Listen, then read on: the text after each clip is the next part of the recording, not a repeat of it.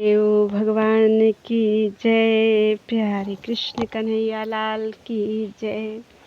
तैत्तिरीय उपनिषद आज पूर्ण होने वाला है।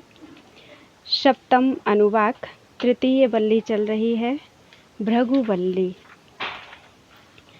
अन्न की निंदा न करना रूप व्रत तथा शरीर और प्राण रूप अन्न ब्रह्म के उपासक को प्राप्त होने वाले फल का वर्णन। अन्नं न निन्द्यात् तद्व्रतं प्राणो वा अन्नं शरीरमन्नादं प्राणे शरीरं प्रतिष्ठितं शरीरे प्राणः प्रतिष्ठितः तदेतदन्नम् अन्ने प्रतिष्ठितं स या एतदन्नम् अन्ने प्रतिष्ठितं वेद प्रतिष्ठति अन्नवान् अन्नादो भवति महान् भवति प्रजया पशुभिर्ब्रह्मवर्चसेन महान् कीर्त्या। अन्न की निंदा ना करे, यह ब्रह्मज्ञ का व्रत है। प्राण ही अन्न है और शरीर अन्नाद है। प्राण में शरीर स्थित है और शरीर में प्राण स्थित हैं।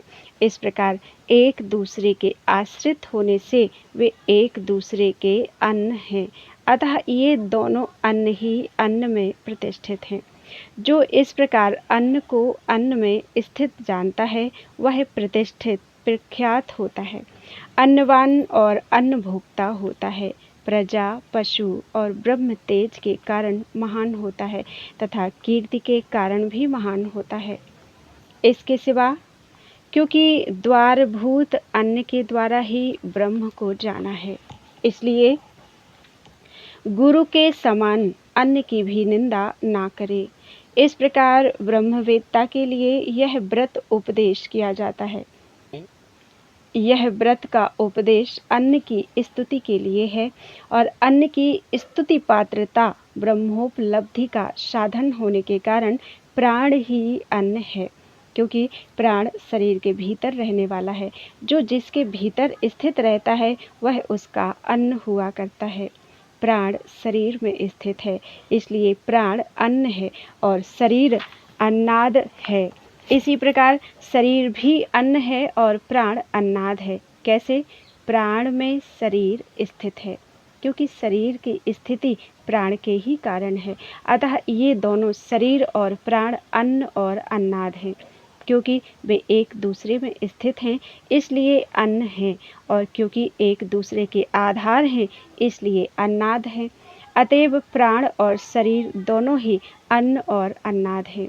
वह जो इस प्रकार अन्न को अन्न में स्थित जानता है, अन्न और अन्नाद रूप से ही स्थित होता है तथा अन्नवान और अन्नाद होता है इत्यादि शेष अर्थ पूर्ववत है।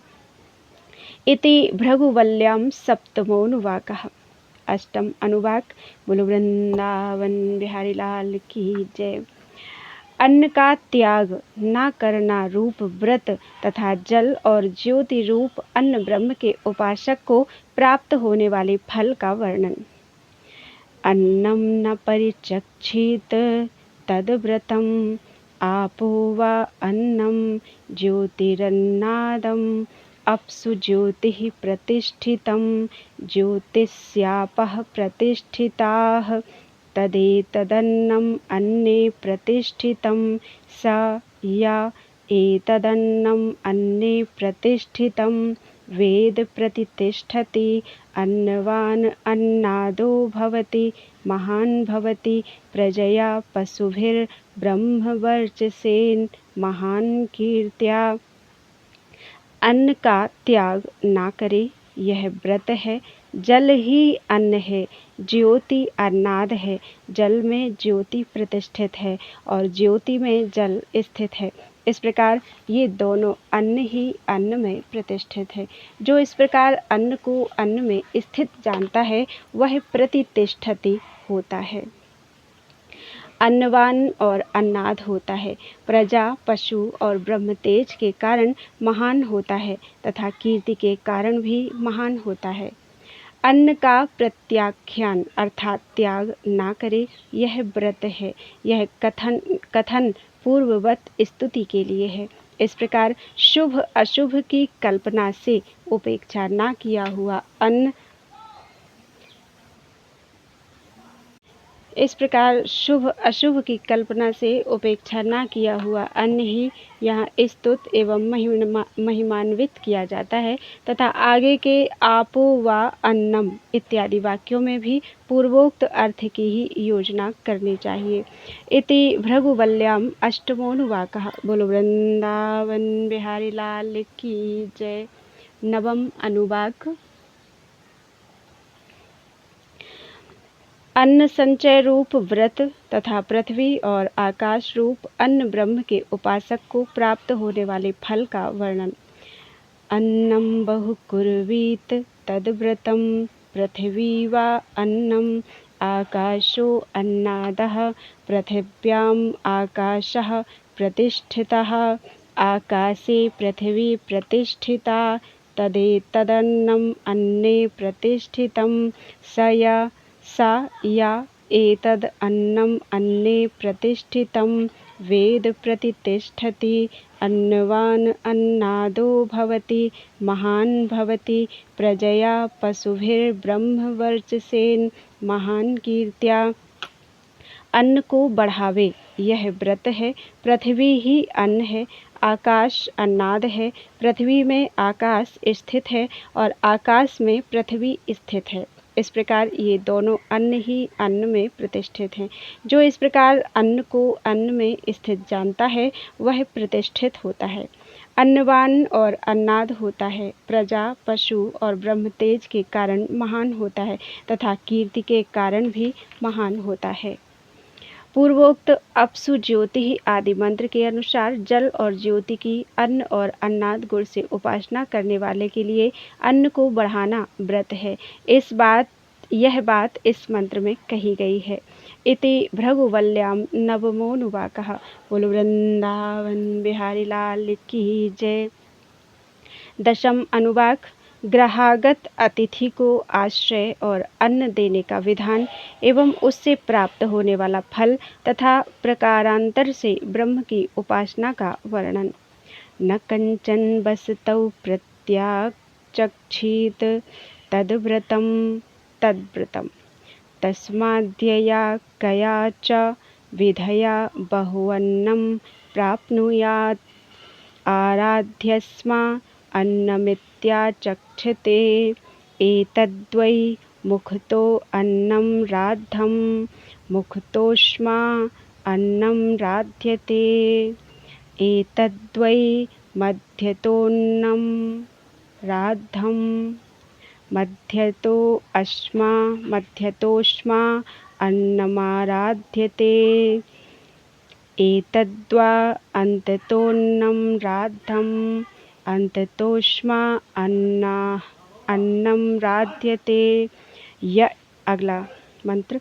य एवं वेद क्षेम इति वाचि योगक्षेम इति प्राणापानयोः कर्मेति हस्तयोः गतिरिति पादयोः विमुक्तिरिति पायौ इति मानुषीः समाज्ञाः अथ दैवीः तृप्तिरिति वृष्टौ बलम् इति विद्युति।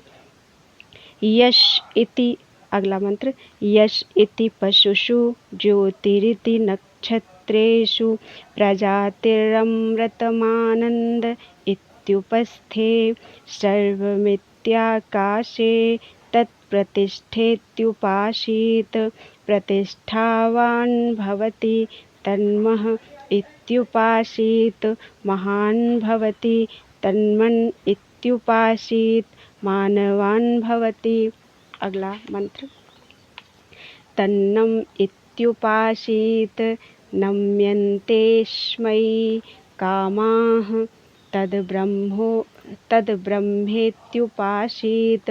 ब्रह्मवान् भवति तद्ब्रह्मणः परिमर इत्युपासीत।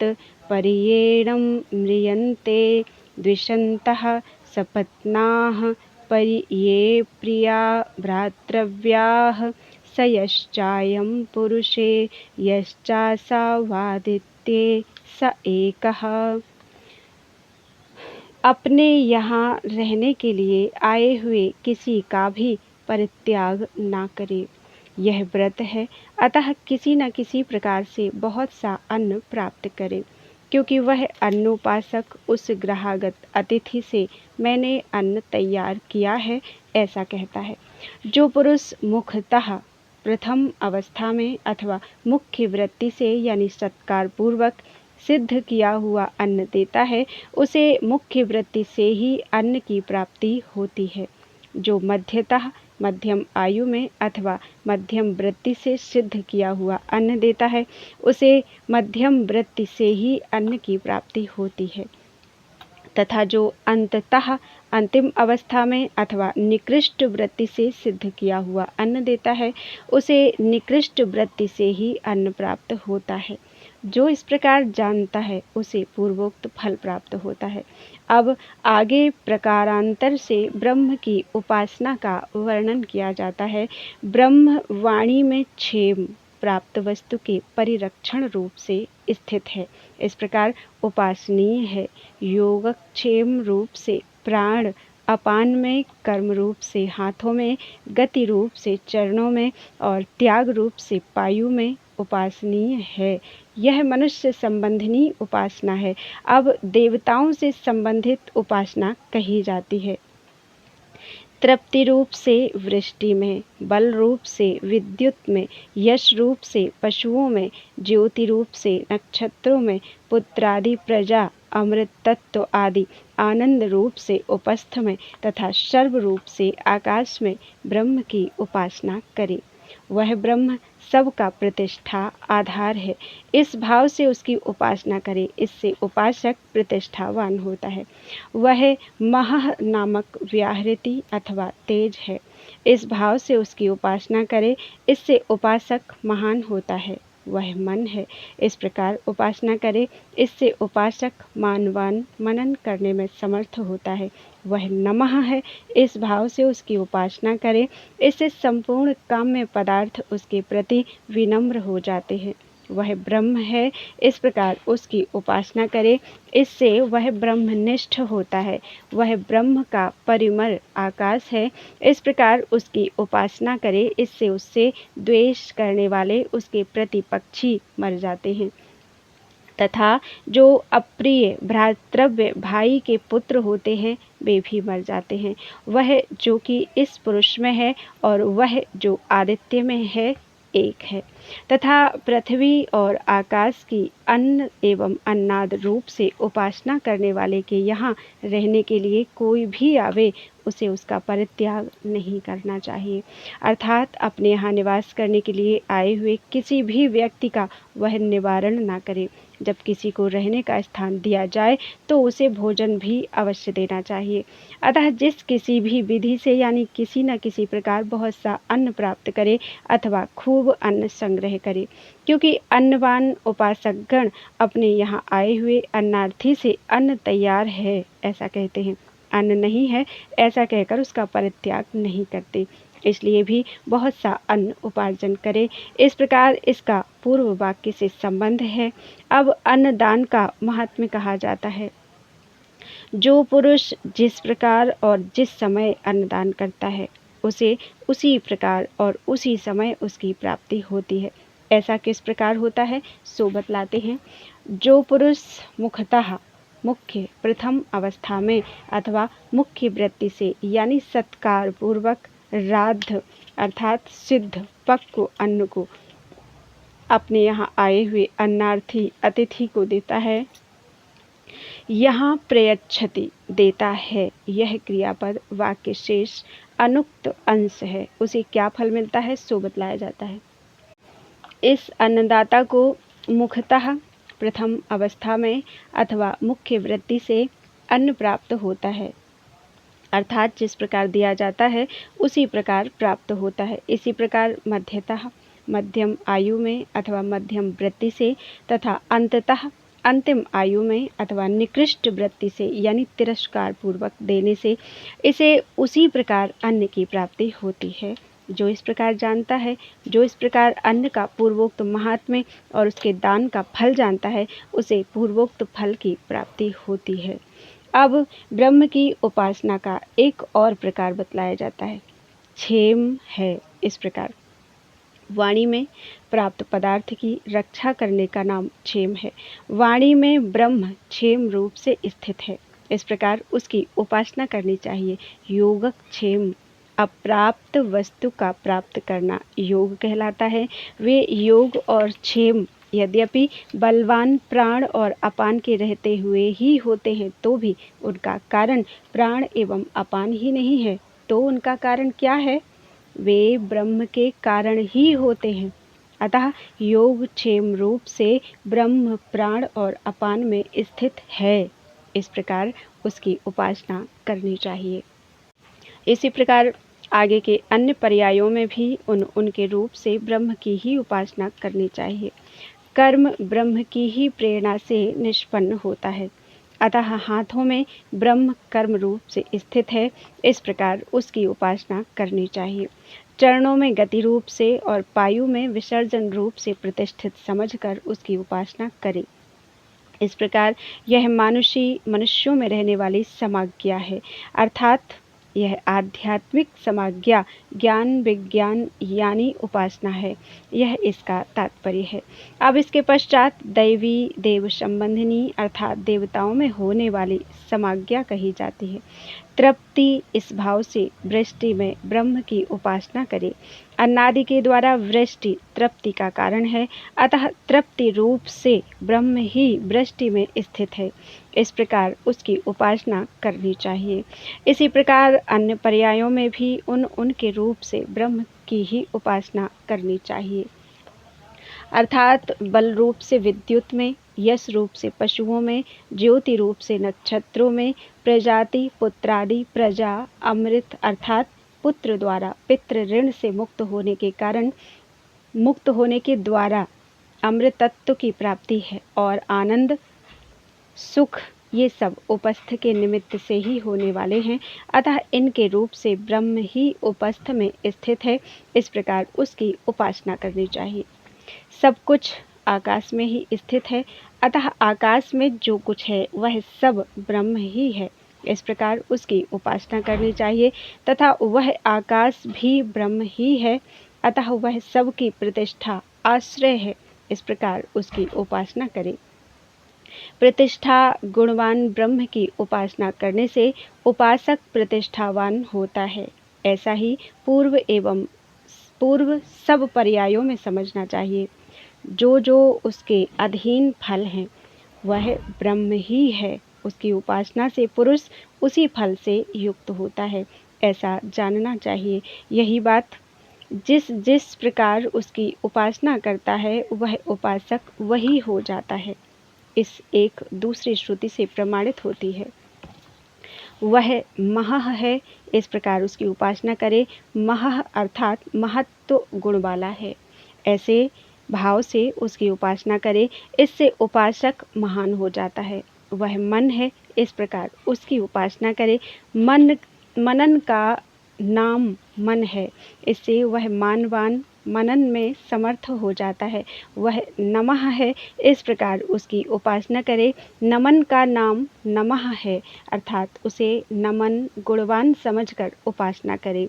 इससे उस उपासक के प्रति संपूर्ण काम जिसकी कामना की जाए वो भोग्य विषय नत अर्थात विनम्र हो जाते हैं।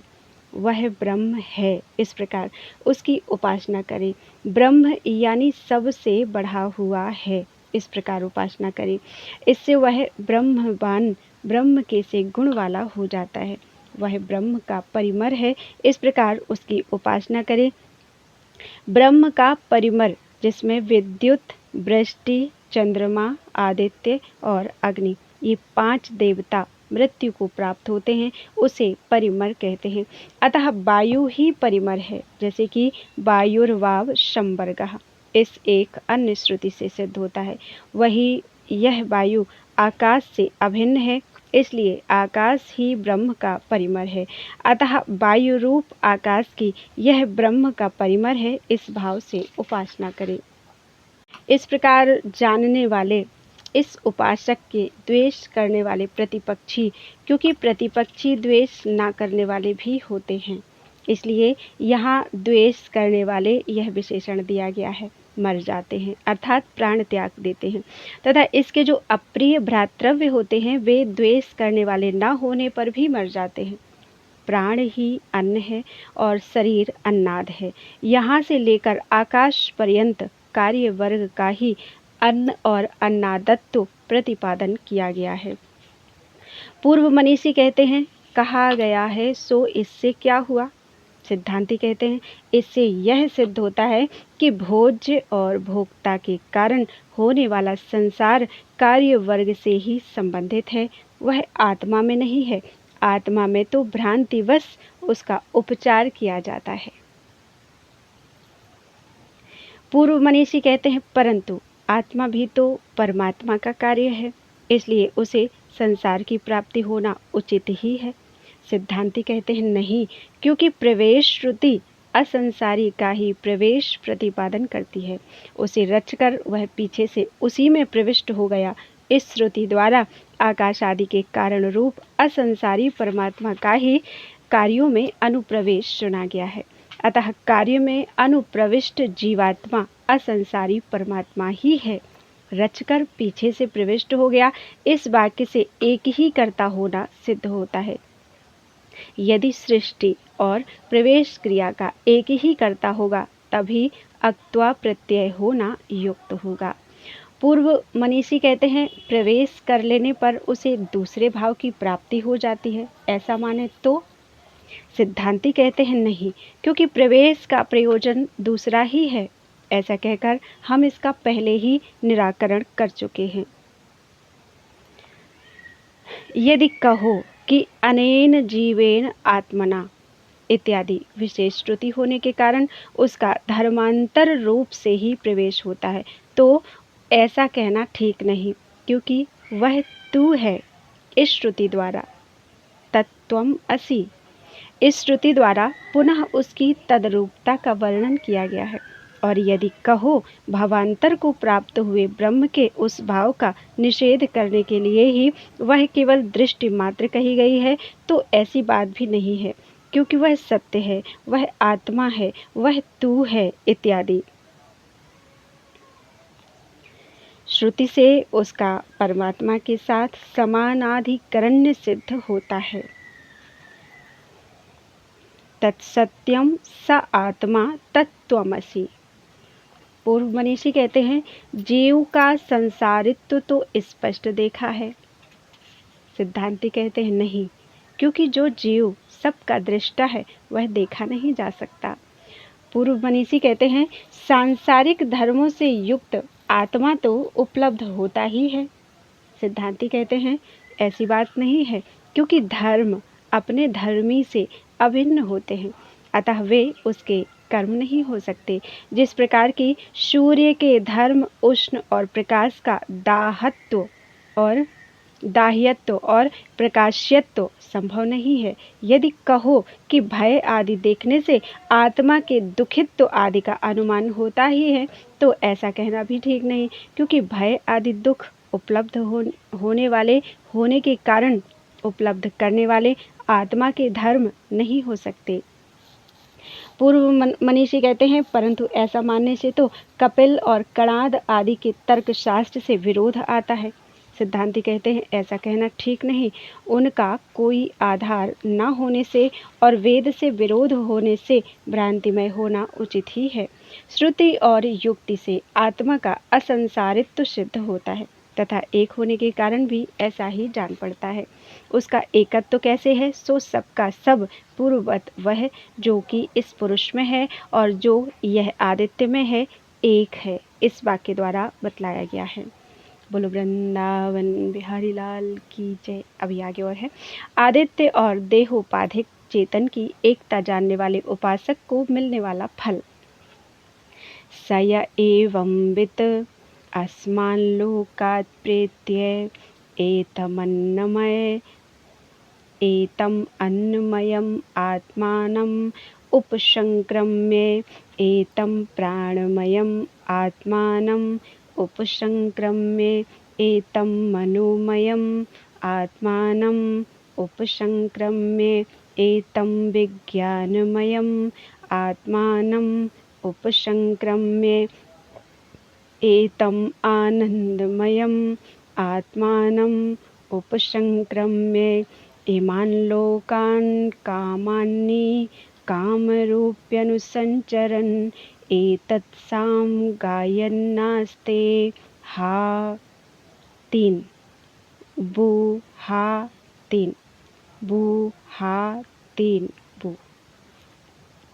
ये 3 शब्द अहो इस अर्थ में अत्यंत विस्मय प्रकट करने के लिए हैं जो इस मंत्र में दिए गए हैं, जैसे कि हा 3 बू बू हा 3 वू हा 3 वू।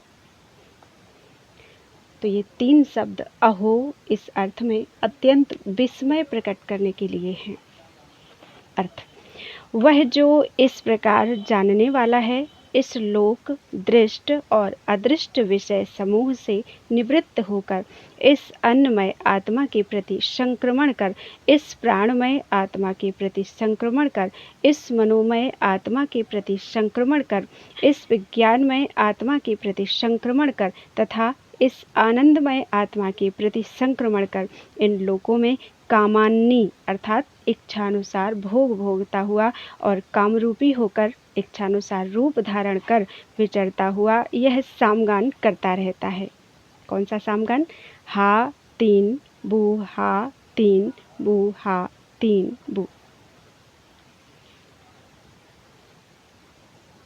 इस अर्थ में अत्यंत विस्मय प्रकट करने के लिए ये 3 शब्द अहो। अन्नमय आदि के क्रम से आनंदमय आत्मा के प्रति संक्रमण कर वह यह सामगान करता रहता है। सत्यम ज्ञानम अनंतम ब्रह्म इस ऋचा के अर्थ की इसके विवरण भूता ब्रह्मानंद बल्ली के द्वारा विस्तार पूर्वक व्याख्या कर दी गई है, किंतु उसके फल का निरूपण करने वाले वह सर्वज्ञ ब्रह्म स्वरूप से एक साथ संपूर्ण भोगों को प्राप्त कर लेता है। इस वचन के अर्थ का विस्तार पूर्वक वर्णन नहीं किया गया था। वे भोग क्या हैं, उनका किन विषयों से संबंध है और किस प्रकार वह उन्हें ब्रह्म रूप से एक साथ ही प्राप्त कर लेता है, यह सब बतलाना है। अतः अब इसी का विचार आरंभ किया जाता है। तहाँ पूर्वोक्त विद्या की शेषभूत पिता पुत्र संबंधिनी आख्यायिका में तप ब्रह्म विद्या की प्राप्ति का साधन बतलाया गया है तथा आकाश पर्यंत प्राणादि कार्यवर्ग का अन्न और अन्नाद रूप से विनियोग एवं ब्रह्म संबंधिनी उपासनाओं का प्रतिपादन किया गया है। इसी प्रकार आकाश आदि कार्यभेद से संबंधित एवं प्रत्येक के लिए नियत अनेक साधनों से सिद्ध होने वाले जो संपूर्ण भोग हैं वे भी दिखला दिए गए हैं। परंतु यदि आत्मा का एकत्व स्वीकार किया जाए तब तो काम और कामित्व का होना ही असंभव होगा, क्योंकि संपूर्ण भेदजात आत्मस्वरूप ही है। ऐसी अवस्था में इस प्रकार जानने वाला उपासक ब्रह्म रूप से किस प्रकार एक ही साथ संपूर्ण भोगों को प्राप्त कर लेता है, सो बतलाया जाता है। उसका सर्वात्म भाव संभव होने के कारण ऐसा हो सकता है। उसका सर्वात्मत्व किस प्रकार संभव है, सो बतलाते हैं। पुरुष और आदित्य में स्थित आत्मा के एकत्व ज्ञान से उनके उत्कर्ष और अपकर्ष का निराकरण कर आत्मा के अज्ञान से कल्पना किए हुए अन्नमय से लेकर आनंदमय पर्यंत संपूर्ण कोशों के प्रति संक्रमण कर जो सबका फल स्वरूप है, उस अदृश्यादि धर्म वाले स्वाभाविक आनंद स्वरूप अजन्मा अमृत अभय अद्वैत एवं सत्य ज्ञान और अनंत ब्रह्म को प्राप्त हो इन भूह आदि लोकों में संचार करता हुआ। इस प्रकार इन व्यवधान युक्त पदों से इस वाक्य का संबंध है। किस प्रकार संचार करता हुआ? कामान्नी जिसको इच्छा से ही अन्न प्राप्त हो जाए उसे कामान्नी कहते हैं, तथा जैसे इच्छा से ही इष्ट रूपों की प्राप्ति हो जाए ऐसा काम रूपी होकर संचार करता हुआ अर्थात सर्वात्म भाव से इन लोगों को अपने आत्मा रूप से अनुभव करता हुआ क्या करता है, इस साम का गान करता रहता है। साम रूप होने के कारण ब्रह्म ही साम है। उस सबसे अभिन्न रूप साम का गान उच्चारण करता हुआ अर्थात लोक पर अनुग्रह करने के लिए आत्मा की एकता को प्रकट करता हुआ और उसकी उपासना के फल अत्यंत कृतार्थत्व का गान करता हुआ स्थित रहता है। किस प्रकार गान करता है? हा तीन बू, हा तीन बू, हा तीन बू, ये तीन शब्द अहो इस अर्थ में अत्यंत विस्मय प्रकट करने के लिए हैं। ब्रह्मवेत्ता द्वारा गाया जाने वाला साम, किंतु वह विस्मय क्या है सो बतलाया जाता है। अहम अन्नम, अहम अन्नम, अहम अन्नम, इस प्रकार अहम अन्नादो, अहम अन्नादो, अहम अन्नादो, अहम अन्नादो, अहम अन्नादो, अहम अन्नादो, अहम अन्नादः, अहम श्लोककृदः, श्लोककृदः, श्लोककृत, अहम अस्मि प्रथमजा ऋता ऋता ऋतास्य, पूर्वं देवेभ्यो अमृतस्य ना ना ना भाई। तीन दिया है इसलिए तीन बार बोलते हैं। यो माँ ददाति स इदेव माँ माँ माँ वाह, अहम अन्नम अन्नम अदंतमा, अहम अन्नम अन्नम अदंतमा, अहम अन्नम अन्नम अदंतमाधि, अहम विश्वम भुवनमभ्यम भवा, भुवनमभ्यम भवा, भुवनभ्य भवा, भुवनभ्य भवा, तीन बार बोलना है। भुवनभ पढ़ते हैं। अहम विश्वम भुवनमभ्य भवा, भुवनमभ्य भवा, भुवनमभ्य भवा, सुवर्ण ज्योतिः या एवं वेद इत्युपनिषत्। इस मंत्र में जहाँ जहाँ तीन लिखा था मैंने उसको तीन बार पढ़ दिया है, मुझे ज़्यादा ज्ञान नहीं है। मैं अन्न भोग्य हूँ, मैं अन्न हूँ, मैं अन्न हूँ, मैं ही अन्नाद भोगता हूँ, मैं ही अन्नाद हूँ, मैं ही अन्नाद हूँ, मैं ही श्लोककृत अन्न और अन्नाद के संघात का करता हूँ, मैं ही श्लोककृत हूँ, मैं ही श्लोककृत हूँ, मैं ही इस सत्य असत्य रूप जगत के पहले उत्पन्न हुआ हिरण्यगर्भ हूँ, मैं ही देवताओं से पूर्ववर्ती विराट एवं अमृत तत्व का केंद्र स्वरूप हूँ। जो अन्न स्वरूप मुझे अन्नार्थियों को देता है वह इस प्रकार मेरी रक्षा करता है, किंतु जो मुझ अन्न स्वरूप को दान न करता हुआ स्वयं भोगता है उस अन्न भक्षण करने वाले को मैं अन्न रूप से भक्षण करता हूँ। मैं संपूर्ण भुवन का पराभव करता हूँ। हमारी ज्योति सूर्य के समान नित्य प्रकाश स्वरूप है। ऐसी यह उपनिषद ब्रह्म विद्या है। जो इसे इस प्रकार जानता है उसे पूर्वोक्त फल प्राप्त होता है। निर्मल अद्वैत आत्मा होने पर भी मैं ही अन्न और अन्नाद हूँ तथा मैं ही श्लोककृत हूँ। श्लोक अन्न और अन्नाद के संघात को कहते हैं। उसका चेतनावान करता हूँ अथवा परार्थ यानी अन्नाद के लिए होने वाले अन्न का जो परार्थ रूप हेतु के कारण ही अनेकात्मक है, मैं संघात करने वाला हूँ। मूल में जो तीन बार कहा गया है वह विस्मयत्व प्रकट करने के लिए है। मैं इस ऋत सत्य यानी मूर्तामूर्त रूप जगत का प्रथम उत्पन्न होने वाला हिरण्यगर्भ हूँ। मैं देवताओं से पहले होने वाला और अमृत का नाभि यानी अमृतत्व का मध्य केंद्र स्थान हूँ, अर्थात प्राणियों का अमृतत्व मेरे में स्थित है। जो कोई अन्न रूप मुझे अन्नार्थियों को दान करता है, अर्थात अन्नात्म भाव से मेरा वर्णन करता है, वह इस प्रकार अविनष्ट और यथार्थ अन्न स्वरूप मेरी रक्षा करता है। किंतु जो समय उपस्थित होने पर अन्नार्थियों को मेरा दान न कर स्वयं ही अन्न भक्षण करता है, उस अन्न भक्षण करने वाले पुरुष को मैं अन्न ही खा जाता हूँ। इस पर कोई वादी कहता है, यदि ऐसी बात है तब तो मैं सर्वात्मत्व प्राप्ति रूप मोक्ष से डरता हूँ।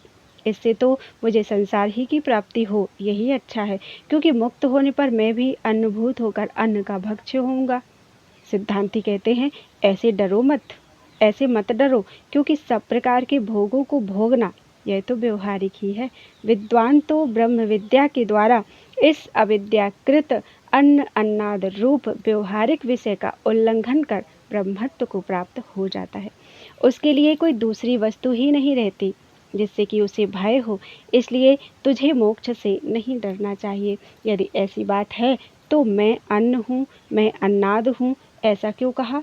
ऐसा प्रश्न होने पर कहा जाता है, यह जो अन्न और अन्नाद रूप कार्यभूत व्यवहार है, वह व्यवहार मात्र ही है, परमार्थ वस्तु नहीं है। वह ऐसा होने पर भी ब्रह्म का कार्य होने के कारण ब्रह्म से पृथक असत ही है। इस आशय को लेकर ही ब्रह्म विद्या के कार्यभूत ब्रह्म भाव की स्तुति के लिए मैं अन्न हूँ, मैं अन्न हूँ, मैं अन्न हूँ, मैं अन्नाद हूँ, मैं अन्नाद हूँ, मैं अन्नाद हूँ इत्यादि कहा जाता है। इस प्रकार अविद्या का नाश हो जाने के कारण ब्रह्मभूत विद्वान को अविद्या के कारण होने वाले भय आदि दोष का गंध भी नहीं होता। मैं अपने श्रेष्ठ ईश्वर रूप से विश्व यानी संपूर्ण भुवन का पराभव उपसंहार करता हूँ। जो ब्रह्मादि भूतों प्राणियों के द्वारा संभजनीय भोगे जाने योग्य हैं, अथवा जिसमें भूत अर्थात प्राणी होते हैं, उसका नाम भुवन है।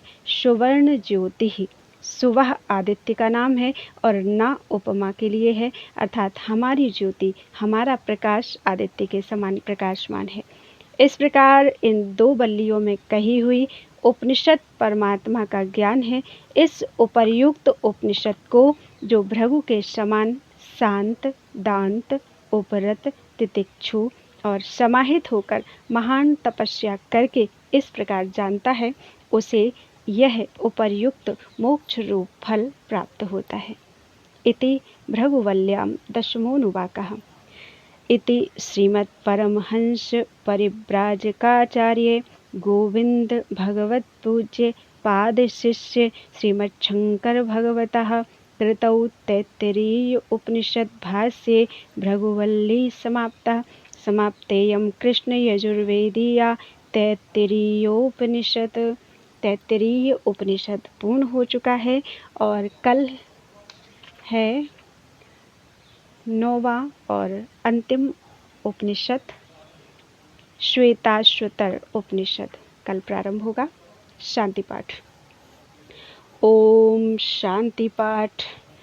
ओम शं नो मित्रः शं वरुणः शं नो भवति अर्यमा शं न इन्द्रो बृहस्पतिः शं नो विष्णुरुक्रमः नमो ब्रह्मणे नमस्ते वायो त्वमेव प्रत्यक्षं ब्रह्मासि त्वामेव प्रत्यक्षं ब्रह्मावादिशं ऋतं वादिशं सत्यं वादिशं तन्मामावीत तद्वक्तारमावीत आवीन्माम् आवीद्वक्तारम्। ओम शांति शांति शांति। हरि ओम तत्सत्। त्वदीयं वस्तु गोविंदं तुभ्यमेव समर्पितम्।